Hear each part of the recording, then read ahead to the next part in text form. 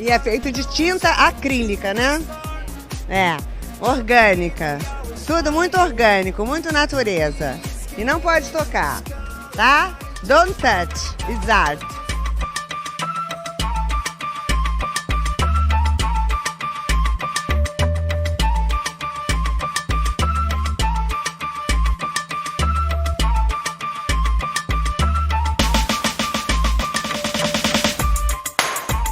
E aí, gente perdida? Tá começando mais um Não Pode Tocar. Eu sou o Rodrigo Hipólito e este é o 18º episódio da nossa 4ª temporada. Hoje eu tô aqui na abertura só pra dar aqueles lembretes básicos, pois este episódio é a segunda parte da conversa que a Fabiana Pedroni e a Lívia Rangel tiveram com uma das turmas da Fabiana sobre história da arte, estética e teorias feministas. Se você tá chegando aqui agora, o Não Pode Tocar é um podcast sobre história, teoria, crítica, prática de arte e temas afins. No nosso feed, você encontra, além dos programas de temporada, o Pataquadas, no qual a Alana de Oliveira repercute as principais notícias do mundinho da arte, e o Não Pode Chorar, no qual nós contamos algumas desventuras da vida e pensamos em modos criativos de lidar com elas. Nós publicamos episódios todo domingo e você pode ouvi-los em qualquer tocador de podcast, nas plataformas comumente usadas para ouvir música, como Spotify ou Deezer, no YouTube ou diretamente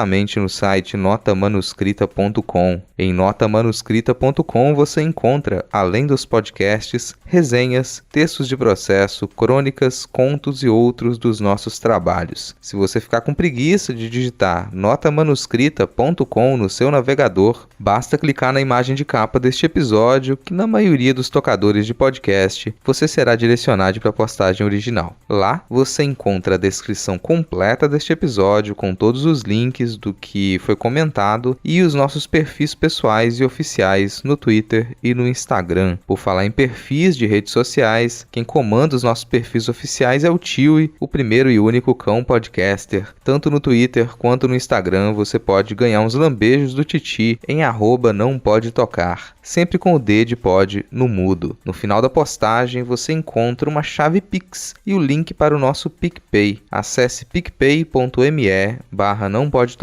e contribua com 1, 2, 5 reais mensais ou com qualquer valor esporádico. Se não der para contribuir financeiramente, só de seguir os nossos perfis e compartilhar o Não Pode Tocar com outras pessoas, você já nos ajuda e muito. Chega de recados iniciais, bora lá para esse episódio que está repleto de referências.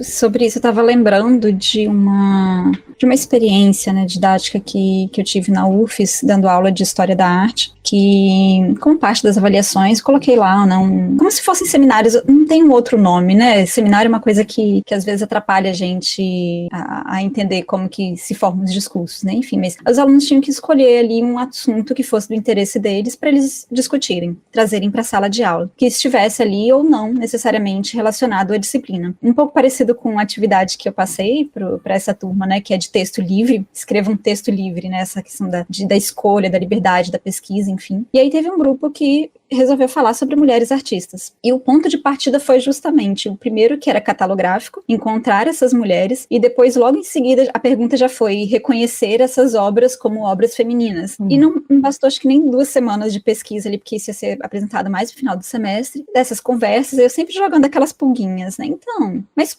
como assim, né? Estimulando para se fazer a pergunta, né? Se reformular sempre as perguntas. Até um ponto que elas chegaram que, então não é possível, né? Todas as mulheres que elas selecionaram para esse levantamento, elas eram muito, muito diversas, né, de contextos, de discursos, e às vezes mesmo que materialmente falando, né, dentro da história da arte a gente tem ainda esse ranço muito grande de fazer análise a partir do que é formal, daquilo que você vê, percebe como linha, traço, mas que isso não se justificava como uma análise de discurso realmente, né? E aí no final das contas a apresentação delas foi o relato de todo o processo da pesquisa. Não era exatamente, elas não focaram exatamente nessas mulheres artistas, mas nelas como mulheres pesquisadoras pesquisando mulheres artistas. E como que todo esse processo foi muito interessante. E isso é uma das coisas que, quando eu começo a ler sobre pesquisas, né, de mulheres que estão pesquisando, que estão aí fazendo essas perguntas, o quanto que essas perguntas, elas são importantes para modificar esse panorama também de pesquisa, né? E isso é algo que eu percebo muito dentro da sua trajetória, né, Lívia? Quando você fala, eu já vi outros momentos em entrevistas que você deu falando sobre como que você passou uns mal bocados na pesquisa de mestrado, né? Você tem ali o arquivo ele tá ali, né? Ele tem um registro, existe, né, o documento, existem as imagens, mas existe também um apagamento ideológico, né? Apesar disso, mas, né, existem esses materiais e como encarar eles. Isso era uma coisa que talvez seja interessante também trazer para debate, sabe? Porque para você também, dentro da sua pesquisa, esse processo ele foi se modificando, as suas próprias perguntas. É totalmente dinâmico, assim. E sobre arquivo, só vou comentar uma coisa. O trabalho de historiador ele é baseado em arquivo, né? Não tem jeito. Mas eu sou historiadora, né? Então meu trabalho é sempre muito voltado ao arquivo. E eu fui descobrindo lentamente também, lendo autoras importantes, como a Michelle Perrault é muito conhecida, historiadora francesa muito conhecida por ter desenvolvido a história das mulheres, né? E a Michelle Perrault fala muito dessa questão de arquivo. E ela diz o seguinte, a gente não deve também acreditar num discurso hegemônico que fala que as mulheres foram apagadas e ponto,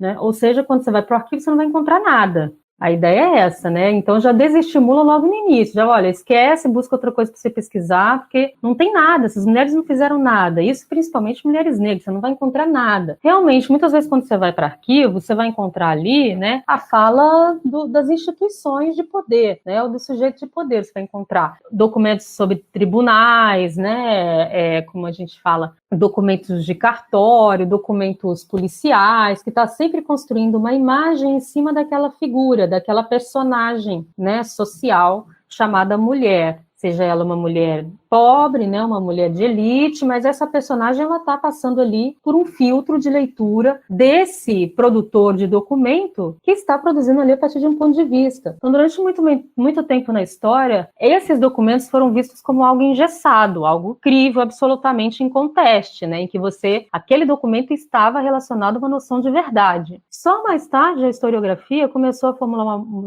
requintar a sua metodologia e produzir uma crítica ao documento, né? O que é o documento? O documento também é uma construção, também parte de uma perspectiva, né? Existe aí o contexto de produção, né? O espaço, o tempo, a situação, tudo isso atravessa esses documentos e também um direcionamento formal, né? O que você espera de uma mulher dentro de um tribunal? Ou como você vai escrever uma notícia de jornal que fala de uma mulher assassinada? Quais serão os argumentos? Muito comum durante muito tempo que esses assassinatos de mulheres fossem vistos como algo absolutamente aceitável, que aquele homem estava defendendo a honra, ou então que aquela mulher não tinha realmente pudor, era uma mulher de vida fácil, acusada muitas vezes de ter vários amantes, sempre uma justificativa, a minissaia, a roupa, né? Sempre uma justificativa extremamente banal e que retirava de novo, como eu falei para vocês, a humanidade dessa mulher, né? Essa mulher era um objeto de posse, e de fato era. Na legislação, na lei, a mulher era uma posse do seu marido, primeiro do seu pai, as relações paternas, depois do seu marido, né? E se viúva, ela continuava não tendo direito. A Praia dos Ossos, Lucas, eu estou escutando agora, mas gente, eu não escutei até hoje, justamente porque me traz muita coisa, né? Eu sou muito sensível para tudo, gente. Eu vi um vídeo ontem na internet que na hora que eu vi, eu comecei a chorar desembestadamente. Eu falei, eu vou ter que tomar um banho agora. Então essas coisas, sabe, eu sinto muito, sou muito afetada o tempo todo. E Praia dos Ossos, eu fui primeiro amadurecendo isso, mas Praia dos Ossos é um trabalho de arquivo, podcast. É pesado, sim, e trabalha com questões que elas ecoam na sociedade brasileira hoje, né? A gente tem uma lei de tipificação, né, do feminicídio, nós temos a Lei Maria da Penha, mas ainda no senso comum e nos tribunais é muito fácil você encontrar argumentos que colocam a mulher na posição não de vítimas, mas de provocadoras daquela violência. E esses homens, participei de uma banca de doutorado, um trabalho muito bom, exatamente sobre a lei do feminicídio, sobre o patriarcado, como o patriarcado funciona nas instituições, em que ele apontou ali, por meio da sua pesquisa, estatisticamente, que há a prática da impunidade em relação a agressores de mulheres, inclusive assassinos de mulheres. É impune, assim, o Tribunal do Júri, que quem assistiu a Praia dos Ossos aí sabe, quem ouviu, né? O Tribunal do Júri existe no Brasil e é, né, uma parcela da sociedade que vai ali julgar um crime sem ter nenhum conhecimento da lei de criminalística, não tem nenhum conhecimento, né, do Código Penal, nada disso, e ali vai julgar um caso a partir das paixões. As paixões são invocadas nesses tribunais. E quando estamos falando de paixões, como era chamado feminicídio antigamente, crime de paixão, né, as mulheres sempre são o lado que está em desvantagem. Ela provoca discórdia, ela provoca raiva momentânea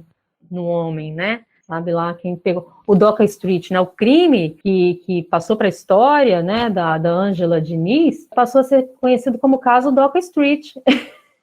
É ele, né? É o homem que entra na história, que ganha o protagonismo como alguém que foi levado a esse patamar de violência, porque não é do hábito, né? Não é da personalidade dele. E a gente convive com isso, né? E muitas vezes tem dificuldade de entender esse processo. É um processo histórico, né? Isso não surge do nada. A sociedade, ela reproduz, ela engatilha, sabe? Isso daí, e a educação, a formação, o pensamento crítico é fundamental. E no Brasil a gente não tem o hábito de desenvolver o pensamento crítico na maioria das escolas, nem na universidade. Então, isso está problemática. As redes sociais, elas ajudam muito nesse aspecto, embora seja muito problemático em outros, mas o acesso à informação. Como a gente tem acesso à informação problematizando a realidade. E aí, tentando voltar, então, assim, não comprem nunca essa história de nenhum orientador, de nenhum professor, que você não vai encontrar nada nos arquivos, que aquilo não existe. Falando aqui da perspectiva das relações de poder, como invocando aí Michel Foucault, né? Se existe poder, existe resistência. Pode saber disso. Então, se as mulheres sempre não, existe também esse atemporal, é outro problema, né? Mas as mulheres viveram durante muito tempo, séculos e séculos, sob o regime do patriarcado. O patriarcado vem antes do capitalismo. Ele se intensifica com o surgimento do capitalismo, ele se adapta com a modernidade, ele ganha novos contornos a partir do século XX e ele hoje novamente está tentando se reintegrar à sociedade com, né, um sistema benéfico para as mulheres. E, portanto, nessa situação, as mulheres que, né, produzem arte e, portanto, também produzem resistência, e eu vou entrar para vocês com uma outra autora, que eu não passei para não ser excessivo, né? Mas as mulheres que produzem arte, a partir dessa leitura, dessa interpretação de uma corrente mais recente de teóricas, estão discutindo mulheres na fotografia, mulheres na pintura, mulheres na arquitetura, né? Mulheres na escultura, enfim, mulheres artistas, de um modo bem amplo, elas estão questionando, elas estão falando o seguinte, olha, pode não existir arte feminina, pode não existir uma estética feminina, mas o que a gente tem que começar a trabalhar é com uma outra perspectiva, que é a da arte feminista e a da estética feminista. Quem está discutindo estética feminista são duas autoras, que já lá, quase contemporâneas, uma delas é contemporânea, da Linda Noche, que é a Gisela Ecker, que ela é uma teórica, uma historiadora da arte muito conhecida da Alemanha, e ela escreveu um livro, na verdade é uma compilação de artigos de mulheres, né, pesquisadoras da arte na Alemanha, e de outros países, eu acho que tem também, que se chama Estética Feminista, esse é o título do livro, né? E Estética Feminista, ela faz uma introdução curta e cirúrgica. Ela está dizendo o seguinte, a gente tem que demolir a essencialização, parar de pensar a mulher artista, necessariamente, trazendo sempre, né, essa aproximação entre arte e mulher e associando diretamente mulher a feminino, criando esse senso de unidade, de universalidade, que, segundo ela, né, é produto da sociedade falocentrada. Mas, assim, quem são os homens? Também o universal masculino, ele serve a um propósito. Esse universal masculino, de novo, na mesma medida em que o universal feminino apaga as diferenças, o universal masculino também. E aí isso vai ser discutido a partir das teorias da masculinidade, né? Isso também começa a partir dos anos 80, 90, quase paralelo. Uma coisa puxa a outra. E ela, pensando na estética feminista, e aí tem uma autora mais recente que escreveu um livro sobre isso, não foi traduzido para o Brasil ainda, mas é a Claire Raymond. A Claire Raymond, ela foi uma mulher, né, que começou a apresentar disciplinas, como a Fabiana falou ali, você vai para a universidade, vai para a pós-graduação e começa a montar ementas, né, a partir das suas pesquisas, dos seus interesses, e espera que encontre ressonância, né, que as pessoas se interessem e que seja um curso duradouro. E ela arriscou e montou uma disciplina só para falar de mulheres fotógrafas nos Estados Unidos. E teve uma enorme demanda, assim, a galera, todo semestre a sala lotada. E ela percebeu o seguinte, que no formato inicial do curso, ela estava apenas trabalhando com a obra dessas mulheres, não? Então ela trabalhou lá a Vivian Maier, que é muito conhecida, ela trabalhou com a Francesca Woodman, Sid Sherman, né? Trabalhou com várias, tanto recentes quanto mais da virada do século XIX para o século XX, ela trabalhando com essas fotógrafas, abordando somente a obra. Aí foram os próprios alunos e alunas que questionaram, mas essas mulheres, quem eram elas? Porque imediatamente ela falou assim, olha, eu não vou trabalhar com isso agora de quem eram essas mulheres para vocês não heroicizarem elas, né? Não trabalharem como mulheres excepcionais, né? Como heroínas de seu tempo, mulheres que vocês vão pegar. Mas ela viu que era inútil ela não fazer isso.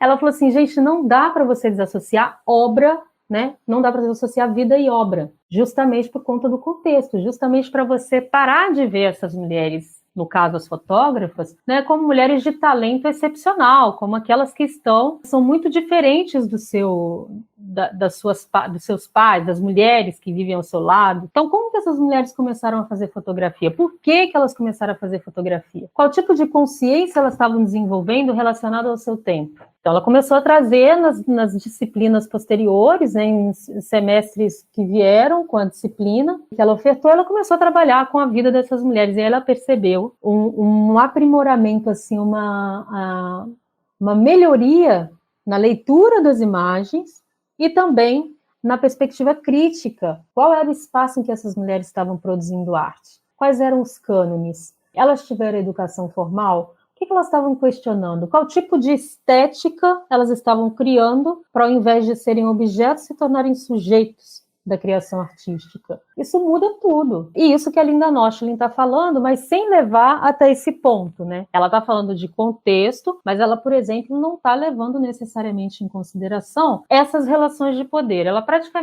fala assim, existem as instituições que são canônicas, elas excluem, elas são excludentes, mas ao mesmo tempo ela não está falando diretamente dessas relações de poder, de gênero, que definem que quando as mulheres conseguem o espaço, conseguem apresentar o seu talento, a qualidade do seu trabalho, ainda assim elas são menosprezadas, vistas como arte secundária, elas nunca recebem prêmios, elas nunca estão em exposições, nunca são selecionadas. Tem se discutido há muito tempo como essas mulheres aparecem, muitas vezes de maneira equivocada, associadas à sua vida privada, amorosa. E aí é diferente, pensar a vida e obra conjuntas não é trazer os aspectos nem da mitologia construída em torno dessa personalidade e nem da sua vida amorosa pessoal, que muitas vezes extravasa para uma visão assim, de uma mulher que era vulgar, né? Uma mulher que não levava uma vida heteronormativa, padrão. Tem um caso que eu estudei, que eu estou estudando ainda, que publiquei um artigo, que é da Tina Modotti. Imagino que alguns de vocês já ouviram falar nessa fotógrafa, né? A Tina Modotti,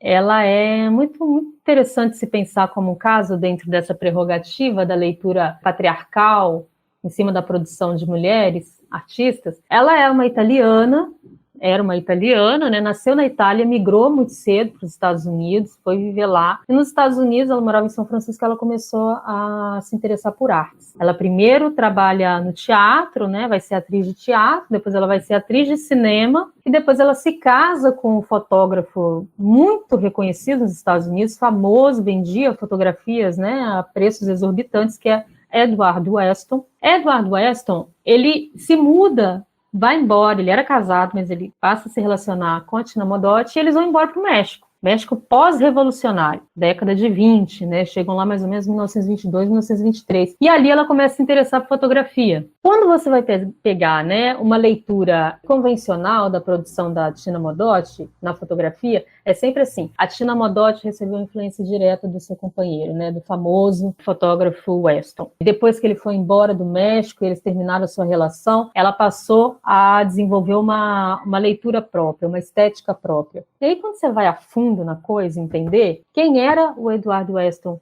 no México, quem era a Tina Modotti? O Eduardo Weston não era ninguém. Ele não sabia espanhol. Ele não entendia nada de cultura popular. Ele era um fotógrafo de objetos, né? Ele trabalhava perspectivista, assim, uma coisa. E ela era uma mulher interessadíssima no aspecto social da arte. Ela vinha de uma formação paterna, e entre os irmãos também, socialista. O pai dela era trabalhador de minério, ele já vinha ali numa tendência de sindicato, filiado ao Partido Socialista e tal, e também começaram a desenvolver tendências de esquerda, né, um pensamento de esquerda nos Estados Unidos. E ela tinha essa formação. E então, quando ela vai para o México com o Weston, ela começa a se interessar por fotografia, ela faz algumas imagens, né, que é lido como imitação da estética westoniana, e a gente percebe que há o quê? Uma mútua influência. Não é o Weston que influencia a arte da Tina Modotti. É mútuo. O Edward Weston, ele produz a sua arte, a sua fotografia, a partir da relação amorosa, afetiva, intelectual e profissional com a Tina Modotti. É uma via de mão dupla. E aí, de novo, tenho 2 livros para indicar para vocês, que vai trabalhar, quem sabe alguém aqui na iniciação científica se interessa por estudar casais de artistas, intelectuais, enfim. O primeiro, né, que eu queria indicar, esse é o mais antigo. Eu vou indicar primeiro esse, Amor e Arte, Duplas Amorosas e Criatividade Artística, que também é uma coletânea, os 2 são coletâneos, né? Esse livro especificamente, Amor e Arte, ele vai discutir somente as relações afetivas e amorosas entre pintores, escritores, artistas de um modo geral, intelectuais, não só em relações heterossexuais, como também homossexuais, né? E mostrando aqui como muitas vezes há um processo de colocar essas parcerias sempre num patamar discrepante, desigual, em que a mulher está sempre como pano de fundo, ela está ali. E quando ela se torna artista, ela é praticamente vista como a extensão do parceiro, do marido. É ele quem detém a sabedoria e o gênio artístico. Ela reproduz o que ela vê, né? Ela se aventura, ela produz uma arte menor, a chamada arte menor, dentro dos cânones de mulher. Mulher que produz arte menor. E aí aqui tem vários casos, assim, tem a Camille Claudel e Auguste Rodin, e vem falando desses casos em que sempre há uma perspectiva que não complexifica as relações afetivas, não complexifica a vida criativa em parceria. E, portanto, neste livro também é uma série de questionamentos sobre a autoria. Muitas vezes os homens usavam a produção artística das mulheres e colocavam o nome deles lá impresso, né? Isso na pintura, na escrita. Há uma série de dúvidas sobre vários escritos do Sartre que se assemelha muito à escrita da Simone de Beauvoir. E como que esse sistema de arte funciona? Justamente com as mulheres acreditando no gênio masculino. Elas acreditam que eles são melhores do que elas. Elas também se usam muitas vezes estrategicamente dessa posição do homem na vida intelectual e artística para colocar a sua produção em circulação. Muitas vezes nem se importando com a questão da autoria, elas só querem colocar a ideia em marcha. Elas querem que aquilo seja visto. É uma estratégia. Muitas vezes, algumas delas acreditam que no futuro elas possam ser descobertas como as verdadeiras autoras. Então, elas deixam suas marcas, né? Fica ali alguma evidência escondida, isso é muito comum. E esses livros ajudam muito a complexificar isso, né? Se a gente for pensar no caso no Brasil, do Di Cavalcante e da sua esposa, a Noêmia, como é que é o sobrenome dela? Noêmia Mourão? Esqueci o sobrenome dela. Não acho que não é esse sobrenome não, mas é a Noêmia. Que é a mesma coisa, ela era desenhista, ela era ilustradora, né? Ela ilustrou vários livros e durante muito tempo ela não foi reconhecida como artista. Ela era uma profissional das artes. É Mourão, né? Noêmia Mourão. Ela era uma profissional das artes. Ela não era artista. Ela era uma assalariada das artes, né? Isso é muito interessante. E o outro livro é esse aqui, Criações Compartilhadas, Artes, Literatura e Ciências Sociais, que foi organizado por várias pessoas, mas a mais conhecida aqui é a Ana Paula Cavalcante Simeone, que imagino que muitos de vocês conheçam, né? Que ela é referência no Brasil. Ela é professora do Instituto Histórico de Estudos Brasileiros, como é que é? IEB, né? O Instituto de Estudos Brasileiros, na USP. E ela tem um livro também que eu tenho aqui, mas eu tenho que procurar. Profissão Artista é o nome do livro, Profissão Artista, em que ela é um dos primeiros livros que vai falar de mulheres pintoras no Brasil, do século XIX ao século XX. Muito bom esse livro dela, da Ana Paula Cavalcante Simeone. E esse aqui ela organiza. Esse livro aqui, no entanto, não está falando somente das relações amorosas e afetivas. Aqui é mais amplo, está falando desse processo criativo numa dimensão relacional, né, e colaborativa, independente das relações entre esses artistas, né, se é uma relação amorosa ou não, ela está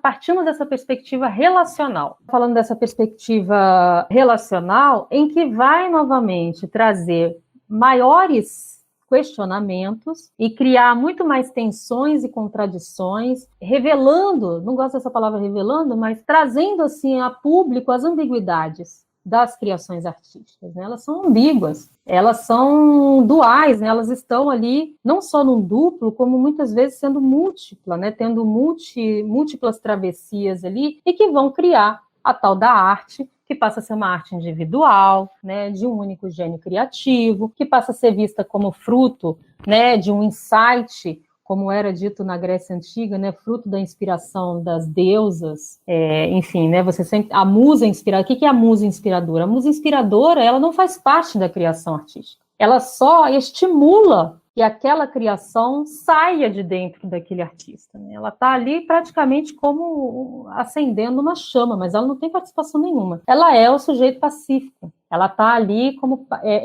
ela está como um gênero oculto, ela está presente, mas está oculta, né? E a partir de uma relação unilateral, né? Ela só está ali para ser absorvida. E esses dois livros vão trabalhar muito bem com isso, com essas tramas das relações coletivas na criação artística. Vale muito a pena esses dois livros, tá? Com perspectiva metodológica mesmo, né, e teórica, tanto teórica quanto metodológica, para se trabalhar. Essa questão das estéticas feministas, aí puxando de novo aquilo que eu tinha mencionado a vocês, né, o que é gênio, o que é inteligência, e para algumas dessas teóricas, a palavra gênio ela deve ser abolida, deve desaparecer, porque a palavra gênio é um sinônimo rebuscado e romantizado, elitista, para falar de inteligência. E inteligência você pode fomentar, você pode cuidar, né? Você pode melhorar a sua inteligência através da formação, da disciplina, né? Da aplicação. Pode falar, Érica. Antes que você avance, né, nessa questão do gênio, eu acho que eu me perdi um pouco no que você estava falando antes, porque me deu a impressão de que você falou sobre não contar a gente não falar sobre as mulheres artistas a partir da vida, né, delas, mas aí quando você foi para essa referência dos dois livros, eu acho que eu me confundi, porque me deu a impressão de que vale sim essa pesquisa, né, da vida mesmo, pessoal, assim, dos artistas. Então, se você puder só me tirar essa dúvida, eu te agradeço. Sim, eu falei, na verdade, Érica, de duas perspectivas, né, uma que simplesmente acha que falar de artista e falar da sua vida pessoal é recair nessa coisa biologizante, né, de falar a partir também de uma experiência. E uma outra vertente que vê como muito positiva a relação vida e obra, a vida pessoal. O que acontece muitas vezes é que há uma confusão quando a pessoa vai discutir, né, a biografia do artista e trabalhando ao mesmo tempo com a sua obra, acontece de fazer inferências forçadas, né? Fazendo assim, usando determinados eventos, episódios da vida daquela pessoa para colocar um sentido numa obra que realmente às vezes não tem nenhum sentido relacionado com aquilo. Você está fazendo uma interpretação baseada numa experiência em que, inclusive, a própria artista muitas vezes nega que aquilo tenha alguma relação. É o caso, como eu falei, da Tina Modotti. Durante muito tempo, tudo que fosse relacionado à vida e à obra da Tina Modotti estavam tão entrelaçadas na sua vida amorosa, estavam tão costuradas a partir desse ponto de referência, que a obra dela não era discutida em si. Entende, Érica? Eu não sei se estou me fazendo entender. Mas estava entrelaçada no sentido da narrativa que foi construída? É isso? Nesse sentido, Como você Assim, eu não sei, na crítica de arte, como eu falei para vocês, né? Quem está produzindo, quem é crítico de arte, muitas vezes não gosta de trabalhar com a perspectiva pessoal dos artistas. Acha que contamina, que polui, que cria uma tendência, né? Que pode ali reverberar também numa questão subjetiva. Tem gente que nega a subjetividade. O que é a produção artística, né? O que é a escrita? E quando alguém está falando assim dessa relação vida e obra, ela tem que se preocupar o tempo todo em não romantizar, em não criar um mito da personagem excepcional ou da personagem, né, que tem uma determinada característica, que isso é levado como o retrato, como um rótulo daquela obra. A Tina Modotti, é isso que eu estava mencionando, durante muito tempo foi lida por críticos de arte como aquela que estava reproduzindo a estética do seu companheiro homem, né, do fotógrafo com quem ela manteve relações, uma mulher que tinha uma vida leviana, né, tinha vários parceiros amorosos, se relacionava tanto com mulheres quanto com homens, e isso era muito mais, né, escavado para dar um sentido à importância à obra da Tina Modotti, do que realmente é uma relação entre o contexto, a sua leitura daquele contexto como crítica do seu tempo, como uma mulher que estava relacionando, por exemplo, com diferentes correntes artísticas, ela estava relacionada com os muralistas no México. Depende da leitura que você vai fazer, tudo vai depender da sofisticação dos seus critérios de avaliação e como você vai ponderar, observar essas sutilezas, entende? É muito fácil eu pegar para estudar a vida da Tina, eu pegar para estudar a obra fotográfica, né, ou um pedaço ali, uma certa série da fotografia, né, do conjunto das fotografias da Tina Modotti, e tentar fazer uma leitura daquela fotografia sempre relacionada à sua vida pessoal, imprimindo ali naquela imagem reflexos daqueles traumas, por exemplo, a Tina Modotti, ela teve uma relação com um estudante cubano que viveu no México. Foi uma relação super conturbada, porque ele era mais novo do que ela, e ele era um perseguido político. E ela vivia também uma relação ali, ela era conhecida como, né, esposa do Weston, ele tinha ido embora, ela também dormia de vez em quando com o Diego Rivera, né, com a Frida Kahlo, era essa relação de artista, não tem muita, é libertária no sentido, né? E quando ele foi assassinado, na frente dela, na rua, eles estavam caminhando na rua, ele foi assassinado, tudo que passou a ser dito sobre a obra posterior da Tina Modotti, e tudo que passou a se falar sobre ela na imprensa tinha sempre relação com esse cara. Então, não, é claro que tem. Ela tira uma fotografia dele que é impressionante, é linda, né? Uma fotografia de perfil, e que a partir isso foi antes, claro, dele morrer. E depois que ele morreu, todo mundo passou a fazer uma leitura em relação a essa fotografia, reportando aquele trauma da morte dele para aquele momento em que ela tirou aquela foto. Então é como se ela tivesse uma obsessão pelo cara, como se ele fosse o amor da vida dela, como se ela tivesse se rendido à própria ideologia dele. E aí não importa o que veio antes ou o que veio depois. Quando você faz esse recorte, vendo somente a vida pessoal como referência, você perde, por exemplo, as filiações artísticas dela, que estão e não estão na perspectiva da vida pessoal, porque existe a vida profissional, aquilo que a inspira, aquilo que ela acredita enquanto, né, princípios. Ela vai fazer uma viagem pelo interior do México para fotografar mulheres indígenas. E aí ela vai desenvolver uma leitura muito impressionante sobre mulheres indígenas e maternidade, que a gente pode ler como uma estética feminina, mas era muito mais uma estética política e feminista, no sentido de que ela estava atribuindo humanidade a um grupo de mulheres indígenas vistas como bárbaras, né? Eram mulheres vistas como selvagens, elas não tinham lugar dentro da cidadania mexicana, embora fossem usadas como símbolo da nacionalidade mexicana, pelos muralistas, né, pela própria política, pelos próprios governos revolucionários que vão suceder à Revolução. Então, assim, ela está falando de múltiplas visões de mundo. A vida pessoal está presente no sentido de que você não faz nada sem a sua subjetividade. Nada. Mas você não pode reduzir aquela obra a essa vida pessoal. E o que não é sempre que acontece. É isso que eu estava me referindo quando eu falei, né? Quando você tem algumas leituras de artigos ou livros que estão trabalhando com mulheres artistas, muitas vezes há uma sobreposição da vida pessoal em relação à obra. E isso é muito comum quando estamos falando de mulheres e não quando estamos falando de homens artistas. Quando você vai estudar homens artistas, é raro você ver a vida pessoal desse cara ali, porque a arte dele é autoexplicativa, entende? Tipo assim, ele é artista por si só. E a mulher não. ela é artista porque ela se casou com um artista, ou então porque ela, né, teve uma sorte, ela foi apadrinhada. Isso é muito comum. E aí, quando vai falar Diego Rivera e Frida Kahlo, quem era Diego Rivera e quem era Frida Kahlo? A Frida Kahlo foi aluna, né, pupila de Diego Rivera. E durante muito tempo, após a morte dos dois, eles foram, né, teve uma época aí na América Latina, na Europa, principalmente pós-guerra, Segunda Guerra Mundial, em que houve um interesse muito grande pela produção de arte da América Latina. E aí várias exposições aconteceram na Alemanha, na França, principalmente Alemanha e França, mas também na Inglaterra, em vários países, foram feitas curadorias de exposição de artistas latino-americanos. Geralmente, a Frida Kahlo não era colocada junto com os muralistas ou então os artistas revolucionários, ela era colocada no grupo de mulheres artistas. Fazia-se esse... É importante, é isso que eu estou falando, mas quando você faz isso numa curadoria, você está dizendo o seguinte, olha, elas estão produzindo uma arte específica, que devem ficar na galeria, sim, mas lá nos fundos, porque é outra coisa, né? Você vai lá visitar aquilo. Então você está atribuindo não só a vida pessoal, como também o sexo àquela produção artística. É impossível você ver uma semelhança tão grande entre Tina Modotti e Frida Kahlo, mais do que Frida Kahlo e Diego Rivera. Mas assim, era mais fácil você encontrar expressão estética de Frida Kahlo semelhantes à expressão estética de outros artistas mexicanos, homens, do que colocar Frida Kahlo junto com mulheres que estavam discutindo outras questões, que tinham uma estética totalmente diferente. Então isso tudo é muito confuso, Érica, assim. É importante sempre lembrar que há esses matizes e que a gente deve o tempo todo estar alerta para não reproduzir essas essencializações e não colocar a vida pessoal acima da obra. É relacional, como esses livros estão falando, né? As coisas, elas se entrelaçam, elas se entremeiam, elas são permeáveis. Agora, a importância que você vai dar àquilo é que vai definir o que você está interpretando, como você vai interpretar aquela obra. É isso, assim, eu espero que tenha ficado um pouco mais definido, né, o que eu estou falando.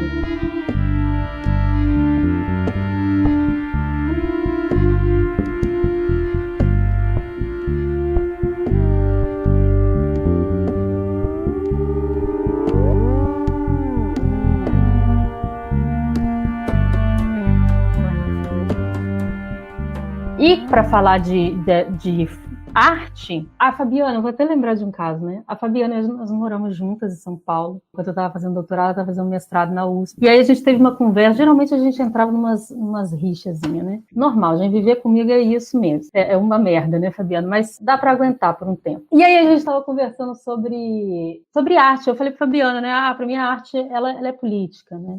Ela também é política. E a Fabiana estava falando numa perspectiva da arte pela arte. Você lembra, Fabiana, dessa conversa? Sinceramente, não. Que sorte. Nossa, eu mudei muito nesse meio tempo, então não faço ideia. Não, lá vem, é o caos que vai ser um mistério para mim, mas continua. Vamos ver essa sim. Fabiana aí, meu Deus. Mas a gente estava discutindo isso, né? Porque tem essa dupla versão, né? Ou pontos de vista que estão falando assim de que a arte ela é política, com outro grupo que defende a arte pela arte. Eu não consigo ver assim, sabe? Por quê? Porque eu estou muito imbuída, muito mergulhada na discussão de gênero, na discussão política das relações pessoais, na discussão política da história, e aí eu não conseguia ver a arte pela arte, não é gratuita, não há sujeito neutro. Então esse cara que está falando, eu produzo arte pela arte, e da minha arte não tem política. Pode ter certeza que é branco, que é homem, que está falando de um lugar privilegiado, que não precisa falar de política. Ele não precisa, porque ele não, né, tem uma série também que eu vi que tem um momento que estão lá sufragistas e tem uma sufragista negra na Inglaterra e vem um homem de elite, né, aristocrata, e fala assim, não, eu detesto política, não gosto de política, gosto de me envolver. Aí ela fala assim, né, você pode não se envolver, você não precisa da política, a política te favorece o tempo inteiro. Então, realmente, você pode se dar o luxo de não se interessar por política. Eu não, meu corpo é político. Isso que a gente tanto usa hoje, né, no movimento feminista, meu corpo é político. Ele é atravessado por política, então eu não posso me dar o luxo de não gostar de política, porque a minha vida toda depende disso. As violências que eu sofro são violências políticas, parte da estrutura da sociedade. Então eu acho que também quando uma arte fala que não é política, que ela é arte pela arte, na verdade ela está, de novo, autenticando a neutralidade da produção, do conhecimento, que é uma maneira de você não é apagar, né, mas é colocar ali um tecido por cima do sujeito e dizer, olha, eu não produzo a partir de uma subjetividade. O meu conhecimento ele é objetivo. A minha arte ela parte da minha genialidade, né? Daquilo que eu percebo do mundo. A minha arte é um retrato da minha sensibilidade. Como artista, não como gente. Essa conversa, né, que a gente teve, que eu não me recordo muito bem, assim, porque também são os impactos, né, a gente acaba, essa questão da memória, ela também ela vai se construindo com o tempo. E é uma Fabiana que ela claramente, né, de arte pela arte, esses discursos, que era ainda um discurso que vinha da minha formação na graduação. Eu acho que eu já trouxe aqui para vocês nessa discussão antes, acho que eu já tô até chata nisso nas aulas, porque eu fico, gente, essa disciplina de vocês, ela é muito importante. Defendendo, né, as mudanças de disciplinas dentro da academia, né, a inclusão de novas disciplinas. A gente está com uma disciplina de sociologia e arte. Né, a minha formação não tinha nada disso. Era uma formação muito mais tradicional em que independe, né, mesmo quando se falava de uma arte que estava ali relacionada a um discurso político, como os muralistas. Eu mesma não vi muralistas mexicanos quando fui aluna. Nada que se voltasse a algo que fosse de um discurso político, mesmo quando não era diretamente. E todos os discursos vinham ou de uma arte pela arte, ou a valorização da técnica, ou do gênio, todos esses pontos que a gente discutiu hoje. Se eu não me engano, na nossa primeira aula, a gente já partiu do discurso para falar dessas relações entre arte e sociedade a partir da relação dessa arte pela arte. Como que isso acaba invalidando outros discursos e acaba né, trazendo ali um outro entendimento de uma produção, como se ela estivesse fora da sociedade. Enquanto estava falando, Lívia, fui pensando aqui, né, dessas relações entre arte e sociedade. Teve uma outra aula que a gente foi, né, abordar mais sobre sociologia e arte e tal, e teve um texto, um livro, na verdade, da Natalie Heinz, que a gente já trouxe aqui, né, para a sala para a gente discutir algumas vezes, que ela fala sobre as gerações, né, da sociologia, né, da arte, e que essa terceira geração, que seria, né, já depois da década de 60 e talvez atual, mas ela já está se modificando, na verdade, atualmente, pensaria dessas relações entre arte e sociedade não como uma relação ali afastada uma coisa da outra, em que você pode escolher qual ponto que você vai levar no seu discurso, na sua pesquisa, né? Como você disse, se eu vou pensar essa obra a partir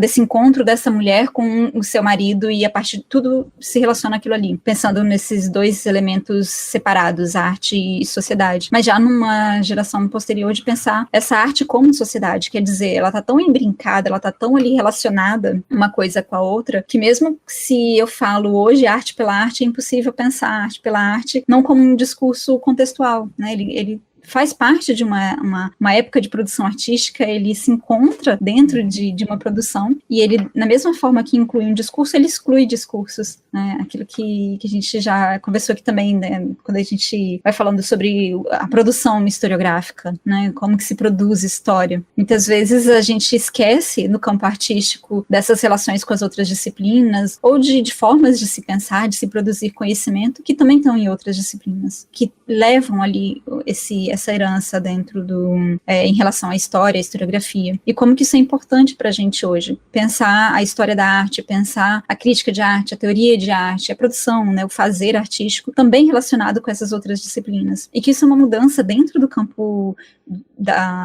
de pesquisa acadêmica, né, enfim, pesquisa sobre arte, que ainda é muito recente, assim, no sentido, né, pensando depois da década de 60, mas igual esse texto que você passou para hoje, né, ele foi escrito em 71, e ele foi traduzido em 2016. Olha esse lapso, né, essa lacuna enorme que a gente tem. Então, essas mudanças, elas são muito, muito lentas. Mesmo que elas estejam acontecendo, como a Lívia disse, né, a gente está numa revolução, a gente está passando por esses processos de mudança, e isso está trazendo esses choques, né, de percepção, mas ainda assim, a gente quer mais, a gente precisa continuar. Dá a impressão que toda vez que a gente se encontra com esse outro, que está ali num sentido mais tradicional, de entender essa arte pela arte, ou de esvaziar a produção, de todo o seu caráter político, crítico, enfim, como se isso não precisasse continuar sendo feito. Fizemos um catálogo de mulheres artistas. Pronto, catalogou, já fez ali a sua, né, dizemos que elas existem e pronto, acabou. Acho que a contribuição desse texto e dessa nossa conversa hoje aqui, né, entre a gente, ela vem nesse sentido de pensar as perguntas. A Érica já tinha me perguntado antes também, né, como que fazer essas perguntas, como pensar iniciação científica, como pensar pesquisa. A gente pode criar essas relações de uma forma que tem esses impactos, né? Eu acho que o diálogo, nesse sentido, esses encontros, eles são importantes para isso também. Às vezes vocês vão encontrar professores que vão fazer um esvaziamento de um pensamento crítico. A gente ainda está nesse processo, então, né, as reclamações de vocês não são infundadas. A gente sabe que existe toda uma complexidade ao nosso redor e que nos desanima, mas ao mesmo tempo é desses encontros com pessoas que estão interessadas que faz a diferença, sabe? E de vocês estarem aqui levantando a mão e perguntando e conversando, é que a gente consegue fazer essa movimentação para novas perguntas. Até porque, como a Lívia disse, a gente não sabe tudo, né? E a gente tem que sempre se questionar e fazer esses encontros. Encontrar essa Fabiana que a Lívia me apresentou, agora me deixa assustadíssima, mas é real. É extremamente plausível, pensando de todo o meu desenvolvimento acadêmico. E vocês vão perceber isso na vida acadêmica de vocês, cada vez mais, dessas mudanças. E quanto perceber essa mudança é importante, né? Sepá, você queria falar também? Eu anotei umas coisas para perguntar aqui no final. Primeiro, em relação ao conceito de lugar de fala, né? É um conceito da linguística, né? Para falar de o ponto de onde está partindo o discurso, né? Então eu queria perguntar se essa coisa de pegar esse conceito para falar de outra coisa não vai acabar apagando esse outro conceito, né, que vem antes com o mesmo nome, e se talvez não valeria a pena focar numa ideia de incentivar que as pessoas minorizadas falem, ao invés de dizer que quem não é daquela minoria não pode participar do debate. Tipo, como é usado isso, né? No sentido de, você não tem lugar de fala para falar disso. Não só no sentido de falar uma experiência, mas de debater um assunto, né? Queria perguntar disso, se, não sei, não daria para pensar uma abordagem um pouco diferente, e também se essa ideia de que ser de tal minoria legitima o seu discurso, né? Ter a experiência legitima o seu discurso, não pode falhar, porque tem, tipo, pessoas como Fernando Holliday, que é aquele deputado de extrema-direita, e ele é negro, e ele é contra as cotas, então o discurso dele é legitimado só porque ele é negro, mesmo ele tendo uma posição que prejudica o movimento. E também queria perguntar sobre essa questão de falar, né, da questão feminina em vez da questão da mulher, em vez da questão do homem, se a gente devia falar, né, que é uma questão do homem, que é uma questão do opressor, que o problema é quem está oprimindo, né? Nessa ideia de ter pessoas que falam que homens, por exemplo, não podem ser feministas, se a gente não devia justamente cobrar que os homens deveriam ser feministas, porque eles são eles que perpetuam o problema, né? Essa ideia de que homem não pode ser feminista acaba meio que afastando e falando, tipo, não é seu problema, você não precisa se preocupar com isso. Então, em vez, teria que falar que não, você precisa ser, porque você que está perpetuando isso. Acho que teve uma coisa que eu lembrei de um conceito do debate, né, essa ideia do gênio, que tem a ver com o conceito de mobilidade ascendente, que apareceu num texto que a gente leu lá pro debate de artivismo, né? Essa ideia de tirar a ideia de o útil, né, o certo, o belo, o que é bom, e deixar tudo igual, né, o que é eficiente, o que é progresso, o que não é, e tirar a ideia de que uma coisa é progresso, de que uma coisa é boa, de que existe esse gênio e tal. E a última questão que eu queria levantar é essa coisa do foco na unidade, né? Que apesar de ter essa controvérsia, né, de que não é todo mundo igual, tem as diferenças, é importante pegar essas pautas das diferenças. Se não é importante também falar de unidade para juntar todo mundo num objetivo maior de lutar contra o capitalismo. E são essas as minhas questões. Assim, eu noto, em todas as perguntas, eu vejo uma coisa em comum, né, na sua fala, que é essa ansiedade. Eu gosto muito de usar essa palavra ansiedade, estamos todos ansiosos, né? Estamos todos apreensivos e sempre um pouquinho desconfiados. Na sua fala, me parece ter a presença dessa ansiedade e uma certa relação com essas discussões sobre política de identidade, um pouco confusa, justamente porque, às vezes, a gente tem acesso a esses debates por meio do senso comum. As pessoas estão falando lá na rede, às vezes não leram nada sobre aquilo, estão justamente partindo do argumento da experiência. Não, tem experiência própria, eu sofri isso, eu vivi isso. Teoria e prática, elas são extremamente importantes. A prática sozinha, ela pode, de novo, né, resvalar para um debate centrado em uma única pessoa, na sua experiência pessoal, sexual, que não é, né, o umbigo do mundo, é a experiência daquela pessoa. E a teoria, ela ajuda a colocar isso no coletivo. A teoria mostra que a sua experiência, né, ela tem especificidades, ela é idiosincrática em vários aspectos, e em outros, realmente, ela se aproxima da experiência coletiva relacionada ao seu lugar social, ao seu lugar de gênero, a sua classe, a sua nacionalidade. Às vezes a gente esquece a questão da nacionalidade, né? Um brasileiro para um europeu é submundo. Eles acham que vocês vão chegar branquinho lá fora e o pessoal vai falar, senta aqui, fica bem-vindo e tal. Vou te arrumar um emprego bom, muito bom. Não, nós somos, né, subdesenvolvidos. A questão da nacionalidade é muito importante, Bacurau, exatamente. A questão religiosa, né, a religiosidade, tudo isso implica em situações que criam diferença e, portanto, criam exclusão, criam incompreensão, tudo isso que a gente trabalhou. Então, falar de lugar de fala, como eu falei no início para vocês, esse é um conceito que circulou muito a partir dessa horizontalidade dos movimentos sociais, muitos deles engajados na internet e tal, e o lugar de fala perdeu o seu sentido. Ele se esvaziou, acabou se tornando essa visão simplória, como você mencionou agora, que assim, se eu não sou uma mulher negra, eu não posso falar de negritude ou de feminismo negro. Se eu não sou pobre, eu não posso falar da pobreza estrutural do país. Se eu não sou mulher, eu não posso falar de feminismo, de gênero. Esse é outro equívoco bastante comum. Homens e mulheres são chamados para a luta feminista. Só que o feminismo, ele também não é uma única coisa. Ele tem diferentes mulheres pensando no feminismo de diferentes maneiras. Existe um grupo de feministas, por exemplo, que, além de ser anticapitalista, também tem um fator de discurso moralista que não reconhece os direitos das prostitutas, por exemplo. E aí criaram um feminismo para as mulheres prostitutas, que se chama puta feminismo. Até hoje elas têm dificuldade de encontrar, né, recepção, de serem ouvidas entre as chamadas feministas, né, da segunda onda, ou feministas que têm esse discurso muito associado ao uso da mulher como um objeto de consumo, né, portanto é uma mercadoria, uma discussão anticapitalista. E essas mulheres prostitutas falam assim, nós existimos, nós nascemos nesse sistema e nós usamos o nosso corpo para sobreviver. Nós temos direito, sim. Nós não devemos ser empurradas a essas margens, né? E não sermos reconhecidas como mulheres que têm autodeterminação. Nós temos escolha, nós queremos um sindicato. Elas têm um sindicato e elas estão reconhecendo essa como uma profissão. E é o puta feminismo. E existem feministas que estão pensando nessa ideia, os homens são inimigos. Os homens, eles não têm jeito. Existe uma parcela, mas é uma parcela minoritária dentro do feminismo. O feminismo hoje, ele é um feminismo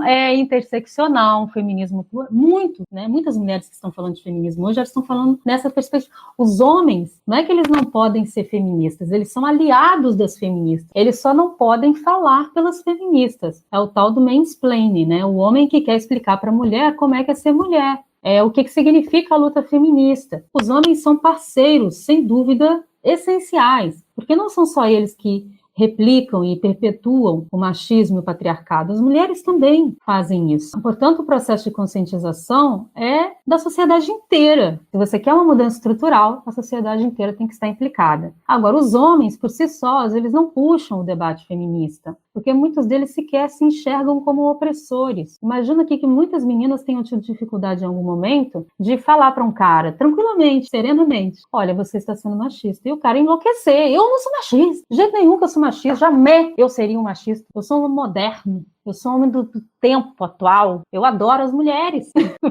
É igual assim, eu não sou racista, eu tenho amigos negros. Que isso? Não sou racista. Então, assim, é preciso haver uma autocrítica, uma postura o tempo todo de vigilância de si, que você tem que entender que você tem falas machistas, como as mulheres também têm. Nós temos falas racistas, como os homens também têm, os homens brancos e negros têm. O Holiday tem uma fala machista, porque ele é negro, ele não... racista, porque ele é negro, ele não pode ser racista. É outra confusão. O lugar de fala, ele surgiu não para impedir que as pessoas que não são daquela minoria social falem daquela minoria social, e sim para furar o cerco de um grupo excluído, que sempre foi visto como objeto do conhecimento, que nunca pode falar por si. Então, essas outras epistemologias, claro que elas usam da questão da experiência, mas não uma experiência biológica do corpo, pelo contrário, eles estão discutindo e desconstruindo a noção de raça. Estão falando, raça é uma ideia histórica, é um conceito histórico, foi construído a partir de um determinado momento, virou ideologia, virou política de Estado. O corpo ele não tem uma essência, ele não existe em si como uma identidade. Essa identidade é construída a partir das relações sociais, a partir dos conflitos e das contradições. E é a partir daí que você estrutura a sociedade, entre aqueles que podem falar e os que não podem. Então, o lugar de fala, ele é justamente essa parte dessa ideia. Olha, a partir de agora, eu quero falar de mim mesmo, como indígena, como negro, como mulher, como imigrante, como cigano, como... Entendem? Assim, eu não quero que ninguém fale por mim sem me ouvir. Então, talvez mais do que lugar de fala, deveria se chamar lugar de escuta. Porque esse lugar de fala está reivindicando, na verdade, um lugar de escuta. Está dizendo assim, olha, eu posso falar por mim, eu tenho autoridade para falar por mim, eu sou um sujeito legítimo de fala, e vocês devem me ouvir. A partir dessa construção dialógica é que se constrói o conhecimento. Porque enquanto o lugar de fala não se apresentou como uma possibilidade epistemológica, na verdade o que era legitimar, tudo isso era folclore. Negro falando dele mesmo era folclore, era mitologia, era curiosidade, era a cultura popular. Não estava nos cânones, não era um conhecimento estruturado, né, reconhecido. Então o lugar de fala ele veio para dizer assim, olha, eu parto da minha experiência de vida para construir a minha teoria. E aí, outro autor que eu sugiro vocês a lerem, né? Não só a Lélia Gonzalez, claro que no Brasil, mas a Bell Hooks. Eu acho que, além dela ser uma teórica do feminismo negro, ela também é uma crítica de arte, né? A Bell Hooks é crítica de arte, então ela está discutindo essa produção dos negros na arte norte-americana, e aí você pode falar, pô, essa mulher está falando, sabe, está falando de Basquiat como um homem negro, que isso? Não, e a arte dele, sabe, ela, como fala, ela supera essa coisa rasa da racialidade, ela supera. Então, Suzuki, Bell Hooks, Lélia Gonzalez, assim, eu acho que muita coisa do que você falou vem dessa sociedade que está hoje difundida e que acaba levando a uma crítica pouco fundamentada, porque é uma crítica que não encontra a aderência na realidade, que a realidade é outra. A realidade é que está todo mundo querendo dialogar, mas está todo mundo sendo incompreendido, então isso cria barreiras e bloqueios. Eu não quero saber de ninguém que venha falar de lugar de fala, porque eu já acho que é um extremista, né, que não quer me ouvir também, como alguém que, né, produz teoria e conhecimento. Quem sou eu? Eu sei, não precisa de justificativa, eu sei. É justamente um questionamento, o lugar de fala é um questionamento da epistemologia eurocêntrica, branca, reconhecida como a única capaz de apresentar uma noção de verdade, o resto está contaminado pelas opiniões. Nunca acreditem nesse negócio, olha, o seu texto não pode ter subjetividade, a sua monografia tem que ser rigorosamente escrita dentro dos cânones acadêmicos. Não tem como você desassociar. O que você tem que fazer é aproveitar esse lugar e criar uma teoria dinâmica, pertinente, que faça uma interpretação sem abandonar o rigor metodológico, mas abrindo o diálogo. Você não é o único detentor do conhecimento, a sua interpretação ela não é fechada. Então é isso, sim, a Sueli Carneiro, né? A Sueli Carneiro que agora lançaram aqui, ó, a pessoa tem tudo na mão, né? Continua Preta, a vida de Sueli Carneiro, né? Esse aqui é a biografia sobre ela, que acabou de sair, a mulher tá na ativa aí desde a década de 70, participou lá da Constituinte, da Constituição de 88, e foi escrito pela jornalista Bianca Santana. Por que o título é Continuo Preta? Lugar de fala. Tem uma frase dela que ela foi perguntada em algum momento, eu não lembro o que ela foi perguntada, mas ela respondeu assim, olha, entre esquerda e direita, eu continuo preta. Se é de direita ou se é de esquerda, ela não importa, né? De direita ou de esquerda, pobre ou rico, eu continuo preta. Ela é marcada por essa diferença étnica, racial, que dá um significado dentro de um estereótipo negativo da sua cor. A sua cor não tem valor social. Você entendeu, Suzuki? Eu acho que eu fiz um pacote aqui para tentar te responder, mas... Acho que conseguiu dar conta, sim. Eram vários pontos, né, que você foi abordando. Acho que ficou bem interessante, assim. Mas, assim, para a gente ir finalizando e aproveitar também, né, talvez... Vai que isso vira um podcast, se todo mundo concordar, não se importar, né? Não sei se vocês se incomodam com essa possibilidade, mas se vocês, né, toparem e colocarem esse discurso para ele, né, percorrer um pouco mais longe, acho que vale também a pena a gente, você falar um pouquinho, Lívia, pelo menos brevemente, assim, sobre o Palco História, né, o projeto, que tem uma importância muito grande, acho que também dentro da sua pesquisa, e quando você fala, né, eu pesquiso o Espírito Santo, né, vem esses... Ainda tem essa questão do regionalismo, né? Exato. Falar de São Paulo é falar do Brasil, falar do Espírito Santo é ser regional. E como que isso já tem um ponto muito muito interessante para o discurso de hoje, né? Para a nossa conversa de hoje. Mas é assim, a Fabiana pediu para eu falar do Palco História, eu vou aproveitar e falar de Mulheres de Escrita também, né? O Palco História foi um projeto que já tem sido pensado por uns parceiros meus, que são do audiovisual, que me convidaram para ser historiadora desse projeto. E é um projeto que visa a websérie, né? Produzir websérie a partir da história de mulheres no Brasil inteiro, principalmente mulheres que viveram no século XIX, né? E início do século XX. Elas têm que ter morrido já para facilitar os nossos direitos autorais, mas construir um processo de memória, mas não só de resgate, até porque eu detesto essa palavra, não é um resgate, né? Mas é colocar em diálogo mulheres que já morreram, que foram extremamente relevantes e influentes no seu tempo, que produziram, né, um sistema de pensamento questionador e que elas foram simplesmente rejeitadas pela historiografia, pela literatura, pelo teatro, né, pelo cinema. Elas sumiram, embora elas estejam ali. A história ela não é apagada, né, não existe isso, mas elas foram sim deixadas de lado, colocadas, né, em cima ali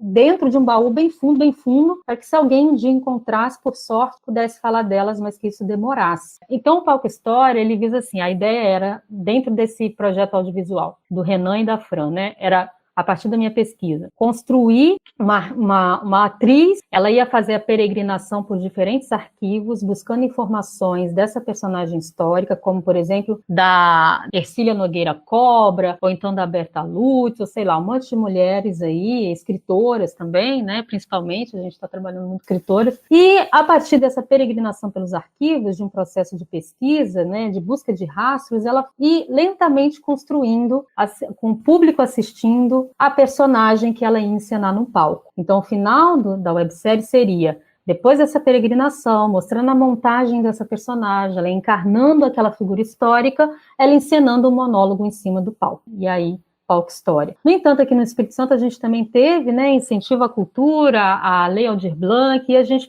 criou um projeto, eu realizei o projeto, da gente usar essa ideia, mas dentro da história do Espírito Santo, com mulheres capixabas e construindo o diálogo histórico, né? Então, assim, a gente tinha convidadas de mulheres atuais no Espírito Santo que estão produzindo cultura, ou então são importantes na política, na universidade, e essas convidadas dialogavam sempre com essa mulher histórica. A gente fazia sempre um textinho autoral de início, fazendo a relação entre essas duas personagens, essas duas figuras, para mostrar não só a continuidade, como também as rupturas e as mudanças que foram acontecendo, né? E, inclusive, as contradições. E aí o Palco História que eu deixei para vocês, tem uma página no Instagram, e aí vocês são lançados pro YouTube para ver algumas dessas, né? Foram 6 encontros. Estão muito legais os encontros, porque éramos 2 mediadoras, eu e mais uma amiga, e uma convidada. Então a coisa foi assim, né? A Kika Carvalho, que eu não sei se vocês conhecem, imagino que alguns de vocês já tenham ouvido falar, se não, por favor, procurem imediatamente. A Kika Carvalho está com várias obras dela espalhadas tanto no museus e instituições de São Paulo quanto na rua. Ela começa como grafiteira, né? Procurem lá a Kika Carvalho. E ela participou com uma tela da Enciclopédia Negra Brasileira, né? Então ela começou a despontar a partir daí, mas ela é fascinante, uma mulher negra, lésbica, na verdade é bissexual, e a gente fez uma entrevista com ela, um debate, mostramos algumas obras dela, principalmente do início de carreira, e tá muito bacana. E o Mulheres de Escrita surgiu também nessa perspectiva, né? Estamos falando não de mulheres escritoras, mulheres de escrita, já buscando um processo também de dessencializar mulheres de uma maneira bastante ampla. E é um perfil para apresentar comentários críticos de obras, criações artísticas de mulheres, seja na literatura, na pintura, no desenho, no cinema. Então tá bem legal assim o perfil. Nós somos uma rede colaborativa, não sou só eu. Somos um grupo de 8 mulheres, amigas também, e a gente toca o perfil.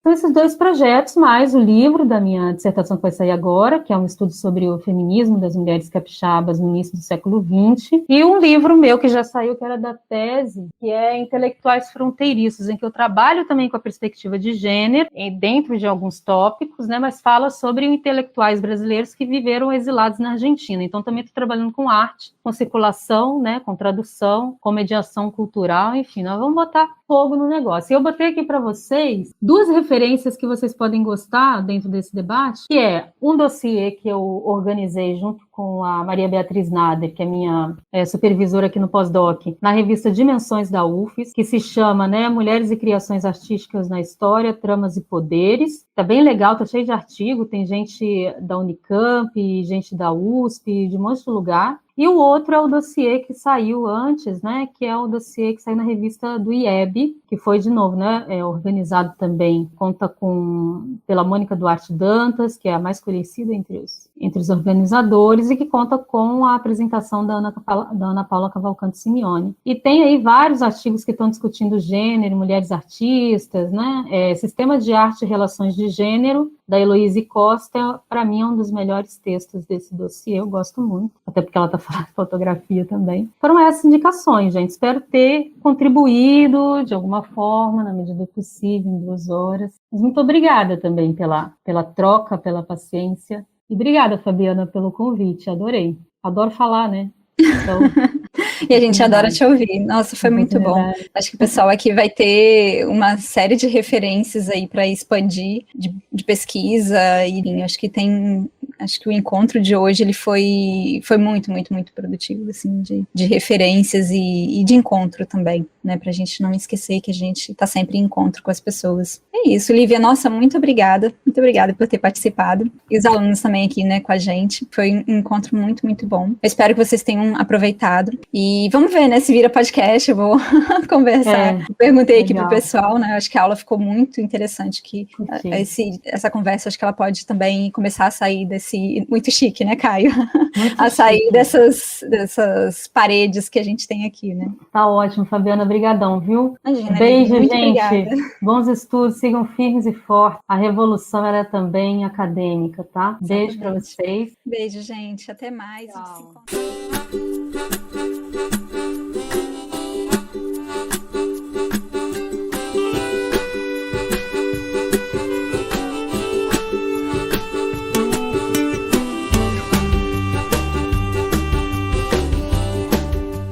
Tá aí, encerrando mais um Não Pode Tocar. Gostou? Não gostou? Fala com a gente. Você pode entrar em contato com a gente através do e-mail nãopodetocar@gmail.com ou dos nossos perfis pessoais e oficiais. Tanto no Twitter quanto no Instagram, você encontra a gente como @nãopodetocar, sempre com o D de pod no mudo. Aproveita e acessa notamanuscrita.com, onde você encontra, além da descrição completa deste episódio, com links para as referências que foram comentadas, outros textos, contos, crônicas, textos de processo, artigos, resenhas, ilustrações, vídeos e diversos trabalhos que nós produzimos. No final da descrição do episódio você encontra uma chave Pix e o link para o nosso PicPay. Acesse picpay.me/nãopodetocar e contribua com R$1, R$2, R$5 mensais ou com qualquer valor esporádico. A gente tentou colocar todas as referências comentadas nesses 2 episódios com a Lívia linkadas na postagem original, mas pode ter faltado alguma coisa. Então, se você ouviu alguma referência e não consta nessa lista da postagem, manda mensagem pra gente ou diretamente pra Lívia que a gente conversa. Por hoje é isso. Se nada der muito, mas muito errado, semana que vem a gente tá de volta. Valeu, falou!